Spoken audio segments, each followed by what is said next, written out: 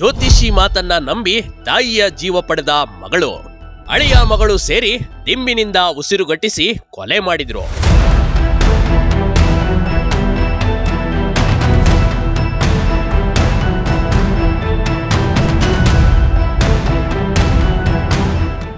ಇದು ನಿಜಕ್ಕೂ ಇಂಥ ಮಕ್ಕಳು ಯಾವ ತಾಯಿಗೂ ಬೇಡವೇ ಬೇಡವಾ ಕಣ್ರಿ. ತನ್ನ ಹೊಟ್ಟೆಯಲ್ಲಿ ಸಾಕಿ ಸಲುಗಿದ ಮಗಳೇ ತಾಯಿಯನ್ನ ಕೊಂದು ಹಾಕಿರುವ ಅಮಾನವೀಯ ಘಟನೆ ತುಮಕೂರು ತಾಲೂಕಿನ ಅನುಪನಹಳ್ಳಿ ಗ್ರಾಮದಲ್ಲಿ ನಡೆದಿದೆ.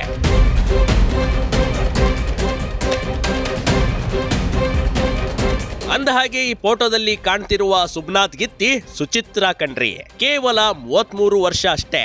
ಮಿಲಿಟರಿಯಲ್ಲಿದ್ದ ಗಂಡನ ಬಿಟ್ಟು ಇನ್ನೊಬ್ಬನ ಜೊತೆ ಮದುವೆಯಾಗಿದ್ಲು. ಹೆತ್ತಮ್ಮ ಅಂತಾನೂ ನೋಡದೆ ತನ್ನ ತಾಯಿ ಪುಷ್ಪಲತಾಳನ್ನ ದಿಂಬಿಟ್ಟು ಕೊಲೆ ಮಾಡಿರುವ ಕೊಲೆಗಾತಿ ಈಕೆ. ತಾಯಿ ಮಲಗಿರ್ಬೇಕಾದ್ರೆ ಜೀವವನ್ನೇ ಪಡೆದ ಅಳಿಯ ಮಗಳು, ಮುಖಕ್ಕೆ ದಿಂಬಿಟ್ಟು ಅಮಾಯಕಳ ಕೊಲೆ ಮಾಡಿದ ಪಾಪಿಗಳು. ಆಕೆ ಎಂದಿನಂತೆ ಮನೆಯಲ್ಲಿ ಮಲಗಿದ್ಲು. ಅಳಿಯ ಮತ್ತು ಮಗಳು ಸೇರಿ ಪ್ಲಾನ್ ಮಾಡಿ ಕೊಂದಿದ್ದಾರೆ.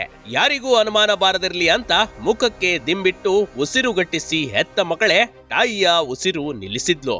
ಎಲ್ಲರ ಮುಂದೆ ತಾಯಿಯ ಶ್ವಾಸಕೋಶದ ಸಮಸ್ಯೆ ಇತ್ತು, ಮುಖದ ಮೇಲೆ ಸೊಳ್ಳೆ ಬ್ಯಾಟ್ ಬಿದ್ದು ಗಾಯ ಮಾಡಿಕೊಂಡಿದ್ಲು ಅಂತ ನಂಬಿಸಿದ್ಲು. ಅಂತ್ಯ ಸಂಸ್ಕಾರಕ್ಕೆ ಎಲ್ಲ ರೀತಿಯ ತಯಾರಿ ಕೂಡ ಮಾಡ್ಕೊಂಡಿದ್ರು. ಅವರು ಹೇಳೋ ವಿಚಾರ ಏನಂದರೆ, ಮುಂದಿನ ದಿನ ರಾತ್ರಿ ಮಗಳು ಒಂದು ದಿಂಬು ಯೂಸ್ ಮಾಡಿ ಅವ್ರನ್ನು ಸಫೋಕೇಟ್ ಮಾಡಿ ಸಾಯಿಸಿರೋದು ಹೇಳ್ತಾರೆ. ಸೊ ಸದ್ಯಕ್ಕೆ ಅವರು ಕೊಟ್ಟಿರುವ ಈ ಮಾಹಿತಿ ಹಿನ್ನೆಲೆ ನಾವು ಮನೆಯಲ್ಲಿ ಅವರು ರಿಲೇಟಿವ್ ಒಬ್ಬರು ಇದ್ರು, ಅಲ್ಲಿ ಅವರಿಂದ ಒಂದು ಕಂಪ್ಲೇಂಟ್ ತಗೊಂಡು FIR ಮಾಡಲಾಗ್ತಾ ಇದೆ. ಅಂದಹಾಗೆ ಕೊಲೆಯಾದ ಮಹಿಳೆ 55 ವರ್ಷದ ಪುಷ್ಪಾವತಿ ಕಣ್ರಿ. ಈಕೆಯ ಗಂಡ 1 ವರ್ಷದ ಕೆಳಗೆ ಸಾವನ್ನಪ್ಪಿದ್ದ. ಹೀಗಾಗಿ ಒಬ್ಬಂಟಿಯಾಗಿದ್ದ ಪುಷ್ಪಾವತಿ 2ನೇ ಮಗಳ ಮತ್ತು ಅಳಿಯನ ಜೊತೆಯೇ ಇರುತ್ತಿದ್ಲು.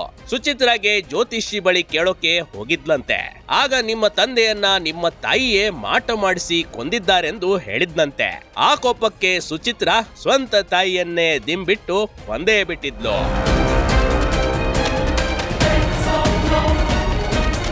ಇನ್ನು ಪುಷ್ಪಾವತಿ ತನ್ನ ಜಮೀನನ್ನ ಮಾರ್ಕೊಂಡಿದ್ಲು. ಇದರಿಂದ 40 ಲಕ್ಷ ರೂಪಾಯಿ ಹಣ ತನ್ನ ಬ್ಯಾಂಕ್ ನಲ್ಲಿಟ್ಟಿದ್ಲು. ದೊಡ್ಡ ಮಗಳು 25 ವರ್ಷಗಳ ಹಿಂದೆ ಮನೆ ಬಿಟ್ಟು ಓಡಿ ಹೋಗಿದ್ಲು.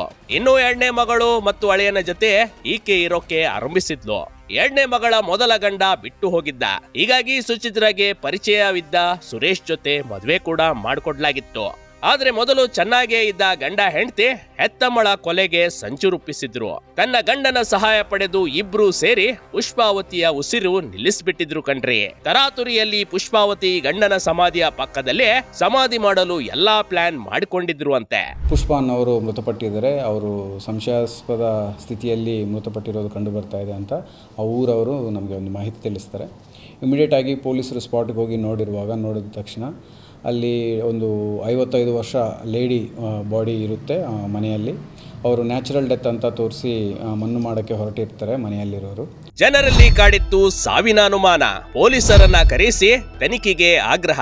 ಇತ್ತ ಪುಷ್ಪಾವತಿ ಸಾವಿನ ವಿಚಾರದಲ್ಲಿ ಮಗಳು ತರಾತುರಿ ಮಾಡಿದ್ದಾಳೆ. ಈ ವಿಚಾರ ಅನುಮಾನಕ್ಕೆ ಕಾರಣವಾಗಿತ್ತು.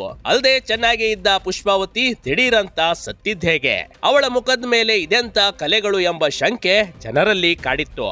ಅನುಮಾನಗೊಂಡ ಸಂಬಂಧಿಕರು ಪೊಲೀಸರಿಗೆ ದೂರನ್ನ ನೀಡಿದ್ರು. ಇದರಿಂದ ಸ್ಥಳಕ್ಕೆ ಬಂದ ಪೊಲೀಸರು ತಮ್ಮದೇ ಭಾಷೆಯಲ್ಲಿ ಸುಚಿತ್ರಾ ಮತ್ತೆ ಆಕೆಯ ಗಂಡನಿಗೆ ಕೇಳಿದಾಗ ಎಲ್ಲವನ್ನ ಬಾಯ್ಬಿಟ್ಟಿದ್ರು. ಈಗ 2 ವಿಚಾರಗಳು ಹೇಳ್ತಾ ಇದ್ದಾರೆ. ಒಂದು ಮೌಢ್ಯಾಚಾರ, ಈ ಥರ ಏನು ವಾಮಾಚಾರ ಮಾಡಿ ಇವರು ಈಗ ಯಾರು ಮೃತಪಟ್ಟಿದ್ದಾರೆ ಅವರು ಗಂಡ 1 ವರ್ಷ ಹಿಂದೆ ಮೃತಪಟ್ಟಿರುತ್ತಾರೆ. ಅವರು ಏನೋ ವಾಮಾಚಾರ ಮಾಡಿ ಇವರು ಸಾಯಿಸಿದ್ರು, ಅದಕ್ಕೆ ನಾನು ಇವ್ರನ್ನ ಸಾಯಿಸಿದ್ದೀನಿ ಅನ್ನೋ ಥರ ಇವರು ವರ್ಷನ್ ಹೇಳ್ತಾ ಇದ್ದಾರೆ. ಅದು ನಿಜನ, ಇನ್ನೂ ಬೇರೆ ಏನಾದರೂ ವಿಚಾರ ಇದೆಯಾ ಅನ್ನೋದು ನಾವು ಇನ್ವೆಸ್ಟಿಗೇಷನ್ ಮಾಡಿ ಪತ್ತೆ ಮಾಡಲಾಗುತ್ತೆ. ಪುಷ್ಪಾವತಿಗೆ ಕೊಲೆ ಮಾಡಿದ್ದು ನಾವೇ, ಆದ್ರೆ ನಮ್ಮ ತಂದೆಯನ್ನ ತಾಯಿ ಮಾಟ ಮಂತ್ರದಿಂದ ಕೊಂದಿದ್ಲು. ಹೀಗಾಗಿ ಅವಳಿಗೆ ಶಿಕ್ಷೆ ನೀಡಲು ಅಂತ ಹೀಗೆ ಮಾಡಿದ್ವಿ ಅಂತ ಇಬ್ರು ಒಪ್ಕೊಂಡಿದ್ರು. ಆದ್ರೆ ಅಸಲಿಗೆ ಕಾರಣ ಬೇರೆನೇ ಇತ್ತು ಕಣ್ರಿ. ತಾಯಿಯ ಹೆಸರಿನಲ್ಲಿ 40 ಲಕ್ಷ ರೂಪಾಯಿ ಹಣ ಇಟ್ಟಿದ್ಲು. ಅದನ್ನ ಲಪಟಾಯಿಸಲು ಈ ರೀತಿ ಮಾಡಿರ್ಬೇಕು ಅನ್ನೋದು ಪ್ರಾಥಮಿಕ ತನಿಖೆಯಲ್ಲಿ ತಿಳಿದು ಬರ್ತಿದೆ. ಇದೀಗ ಕೊಲೆ ಕೇಸ್ನಲ್ಲಿ ಅಳಿಯ ಮತ್ತು ಮಗಳು ಅರೆಸ್ಟ್ ಏನೋ ಆಗಿದ್ದಾರೆ. ಇನ್ನು ಇಂಥ ಐಡಿಯಾ ಕೊಟ್ಟ ಜ್ಯೋತಿಷ್ಯ ಹುಡುಕಾಟ ಕೂಡ ನಡೆಯುತ್ತಿದೆ. ಆದ್ರೆ ಹೆತ್ತ ತಾಯಿ ಅಂತಾನು ನೋಡದೆ ಮಗಳು ತಾಯಿಯನ್ನ ಕೊಂದಿರುವುದು ಸಮಾಜವೇ ತಲೆ ತಗ್ಗಿಸುವಂತ ಘಟನೆ ಕಣ್ರಿ. ಕೇವಲ ಆಸ್ತಿಗಾಗಿ ತನ್ನನ್ನ ಹುಟ್ಟಿಸಿದ ತಾಯಿಯನ್ನೇ ಕೊಲ್ಲುತ್ತಾಳೆ ಅಂದ್ರೆ ಈಕೆ ಅದೆಷ್ಟು ಕಠೋರ ಮನಸ್ಸಿನ ಹೆಂಗ್ಸಾಗಿರ್ಬೇಕು ಅಂತ ಯೋಚನೆ ಮಾಡಿ. ಇಂಥವರಿಗೆ ಕಠಿಣಾದಿ ಕಠಿಣ ಶಿಕ್ಷೆ ಆಗ್ಲಿ ಅನ್ನೋದೇ ನಮ್ಮ ಬಿಗ್ ಟಿವಿ ಕರ್ನಾಟಕದ ಒತ್ತಾಯ ಕೂಡ ಕಣ್ರಿ. Big TV Karnataka, Tumakuru.